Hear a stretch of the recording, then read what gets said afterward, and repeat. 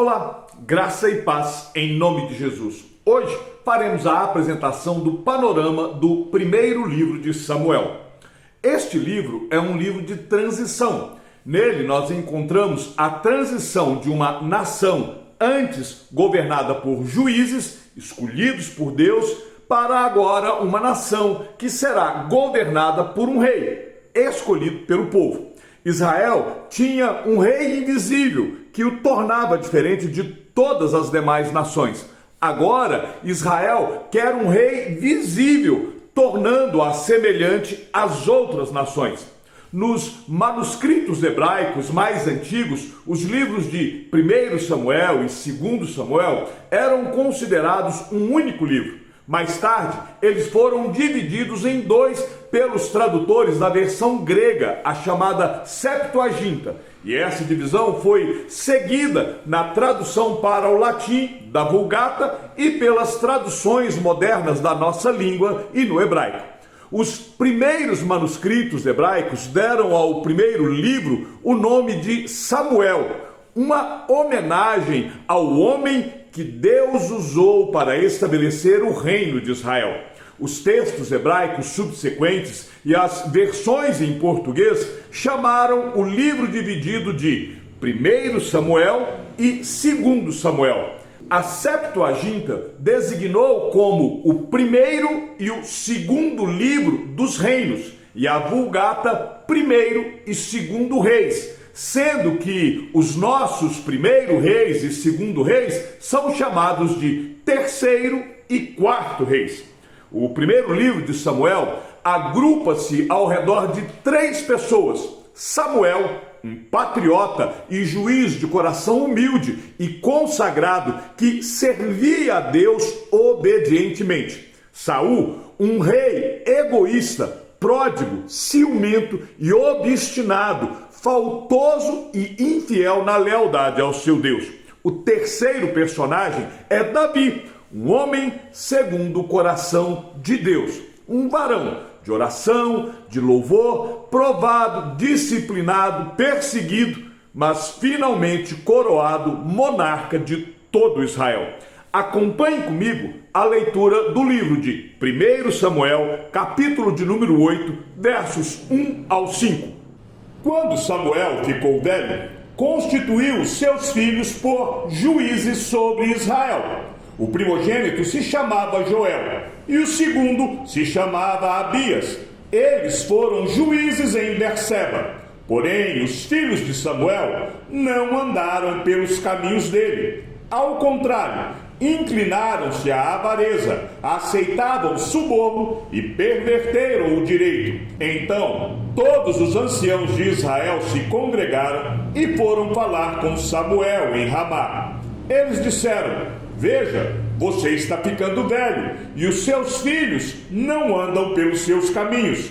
Por isso, queremos agora que você nos constitua um rei, para que nos governe como acontece em todas as nações.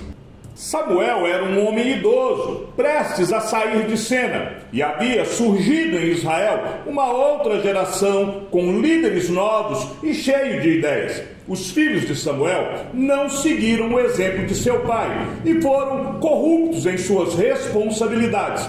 Joel e Abias se inclinaram à avareza, aceitavam subornos e perverteram a justiça, conforme nós podemos ver no verso 3 do capítulo 8. E aqui vale um pequeno parênteses. No livro de 1 Samuel, no capítulo 7, nos diz que Samuel transitava entre Betel, Gilgal e Mispa, e que ele retornava a Ramá, aonde estava a sua casa. Com isso, nós podemos perceber que Samuel ocupou-se demais com o seu ministério e falhou na criação de seus próprios filhos. É certo que a responsabilidade dos caminhos tortuosos de Joel e Abias eram deles mesmos. Afinal de contas, eles já eram adultos. Mas vale aqui esta reflexão de que nós não podemos negligenciar a nossa presença e a nossa influência junto aos nossos filhos. Fechado esse parênteses, nós voltamos os nossos olhos para o livro de Samuel, quando os anciãos pediram para ter um rei, como acontecia com todas as nações. Eles estavam se esquecendo de que a força de Israel deveria ser diferente da força de outras nações. Os israelitas eram o povo da aliança de Deus e era o próprio Deus o seu rei. A glória de Deus habitava no meio deles e a lei de Deus era a sabedoria de Israel. Samuel era um homem de profunda percepção espiritual e sabia que essas reivindicações de um rei era sinal da decadência espiritual entre os líderes da nação. Eles não estavam rejeitando Samuel, eles estavam rejeitando o próprio Deus, e era isso que pesava no coração do profeta quando ele orou ao Senhor pedindo sabedoria. Não era a primeira vez que o povo de Israel rejeitava ao Senhor. E é com este triste pano de fundo que nós vamos ler o livro de 1 Samuel. Antes de falarmos do autor do livro, nós temos que pensar em algumas questões para que nós possamos chegar numa conclusão. Não há qualquer indicação clara da data da composição do livro, nem mesmo uma pista interna sobre o seu autor. Há algumas referências no livro de 1 Samuel, capítulo 11, verso 8, 17, 52 e 18, verso 16, que vai apresentar Israel divididos entre dois povos, Israel e Judá. Também, 1 Samuel, capítulo 27, no versículo 6, fala de Ziglag como pertencente aos reis de Judá até o dia de hoje. Esses versículos realmente podem sugerir que o livro de 1 Samuel foi escrito após o reinado de Salomão, quando o reino se dividiu, e desta forma ele seria escrito por um autor anônimo que compilou os registros de Samuel, Natã e Gade. Particularmente, eu gosto da tradição judaica que ensina que Samuel escreveu os primeiros 24 capítulos e os profetas Natã e Gade foram os autores dos 7 capítulos restantes, porque, de acordo com 1 Crônicas, capítulo 29, verso 29, os atos do rei Davi foram escritos nas crônicas de Samuel, de Natã e de Gade. Mas eu entendo a lógica dos argumentos a favor de um autor anônimo após o reinado de Salomão. O livro de 1 Samuel enfatiza o começo da monarquia em Israel e ele demonstra uma preocupação com a monarquia e com a lealdade à aliança. A Arca da Aliança, representando a presença de Deus, a escolha de Jerusalém como a cidade de Deus e as nuances messiânicas na aliança davídica. O período que este livro é escrito é um período de aproximadamente 115 anos. Vai desde o nascimento de Samuel até a morte de Saul. Os livros de Samuel, 1º e 2º Samuel, e também o livro dos reis, eles formam juntos uma história contínua da monarquia israelita, do tempo de Samuel até o seu final, lá por volta do ano 587 a.C. O primeiro livro de Samuel conta a história do começo da monarquia em Israel e nos mostra desde a unção de Saul como rei, o seu declínio e também a consagração de Davi como rei e segue até a morte do rei Saul. A história do primeiro livro se concentra em torno destes 3 personagens fundamentais: Samuel, o último dos juízes e o primeiro profeta de ofício que vai ungir os 2 primeiros reis de Israel: Saul, o primeiro rei de Israel, e Davi, o rei mais importante de Israel, que terá sua história detalhada no 2º livro de Samuel. O livro em si, ele vai se dividir em 3 partes básicas, ligada à história desses 3 homens. Vamos analisar o conteúdo geral do primeiro livro de Samuel. A primeira parte, ela trata exclusivamente de Samuel e vai até o verso 17 do capítulo 7. Os destaques nessa primeira parte são o nascimento e a consagração do profeta Samuel, o cântico de Ana, que é um hino de louvor ao Senhor que mudou a sua sorte, fazendo da mulher estéril uma alegre mãe de filhos. Na sequência, nós vemos que, enquanto o menino Samuel servia ao Senhor em Siló, os filhos de Eli dificultavam a adoração por lá. O Senhor fala com Samuel, chamando Samuel para o ministério profético. Os filisteus vão ter uma batalha em Israel, vão derrotar Israel e levarão a arca da aliança. Os filhos de Eli são mortos e o próprio Eli também vem a morrer. A arca é levada para o templo de Dagon, mas Deus demonstra o seu grande poder, fazendo com que os filisteus devolvam a arca para Israel. Há que se destacar que após estes episódios, durante 20 anos, nós não temos nenhuma informação sobre o ofício de Samuel, até que a partir do verso 2 do capítulo 7, nós vemos a atuação de Samuel como juiz. O capítulo 8, ele entra como um elo de ligação entre a primeira e a segunda parte do livro, marcando a transição do governo teocrático sob a atuação de juízes instituídos por Deus para agora uma monarquia desejada pelo povo, onde Israel passa a ser igual a todas as nações. Israel preferiu seguir os caminhos do mundo à sua volta, ao invés de seguir a direção de Deus, indicando uma rejeição ao reinado do próprio Deus. Na segunda parte do livro de Samuel, nós temos a história de Saul, o primeiro rei humano sobre todo Israel. Saul surge do anonimato e ele começa bem, mas se revelará inapto para a função, porque não houve com obediência à palavra de Deus que lhe chegava por intermédio do profeta Samuel.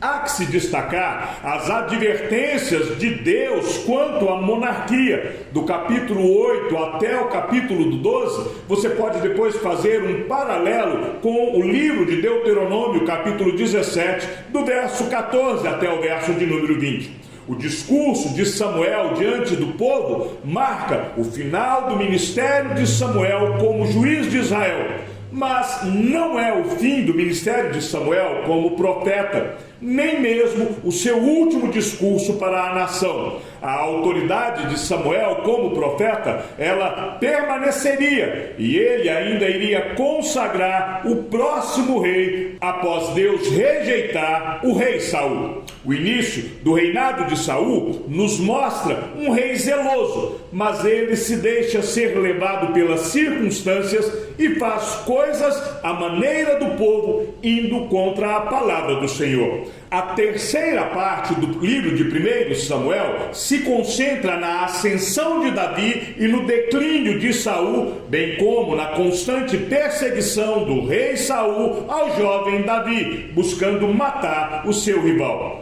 Esta sessão começa com a unção de Davi como rei futuro, capítulo de número 16. E aqui, mais uma vez, há que se destacar que o Espírito do Senhor vem sobre Davi, versículo 13, mas se afasta do rei Saul, verso de número 14. O primeiro feito de Davi, um adolescente que confiava no Senhor, foi matar o herói filisteu Golias, declarando que do Senhor é a guerra. E assim Davi obtém a admiração do povo diante da libertação proporcionada por Deus.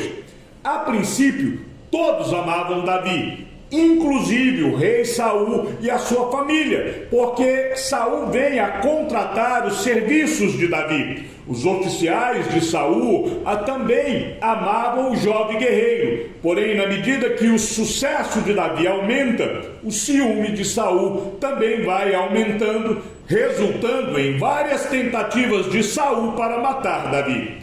Como Saul estava perseguindo Davi, este vai de um lado para o outro, e Davi então reúne 400 homens, que mais tarde chegariam a 600. E mesmo Davi tendo a oportunidade de matar o rei Saul, Davi reconhece que ele havia sido ungido por Deus, e ele continua a respeitá-lo como rei. Diante da perseguição, Davi e seus homens fogem para a Filístia e ganham certa estabilidade, atacando e derrotando os amalequitas. O capítulo 28 narra um encontro macabro de Saul com uma feiticeira médium em Endor. Mas eu pretendo gravar um vídeo que vai ser postado no mesmo dia que nós formos ler este texto, para explicar essa passagem e provar que não foi Samuel quem apareceu nesta sessão mediúnica. O livro se encerra com a morte e o sepultamento de Saul.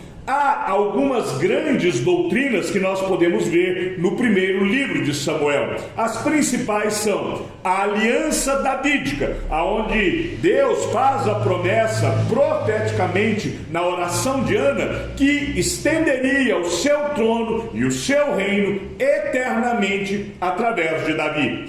Podemos ver também a obra do Espírito Santo. Deus capacita os homens para cumprir missões confiadas a eles, e Ele mesmo é que será o executor. Vemos ainda a doutrina do pecado. O pecado de Israel gerou consequências pessoais e nacionais.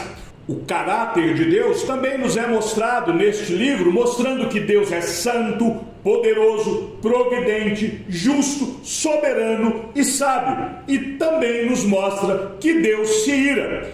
Jesus Cristo também nos é revelado no livro de Samuel, na oração de Ana, aonde ela profeticamente antecipa um futuro rei ungido por Deus. Esse ungido, também chamado de Messias, cumpriria a promessa de Deus de estabelecer o trono de Davi para todo sempre.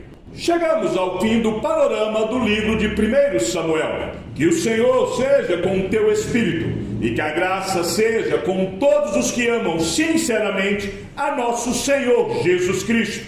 E ao Deus único e sábio seja dada toda a glória, e que a sua vida seja sempre para mais em Cristo Jesus. Um forte abraço e até amanhã, se assim o Senhor nos permitir.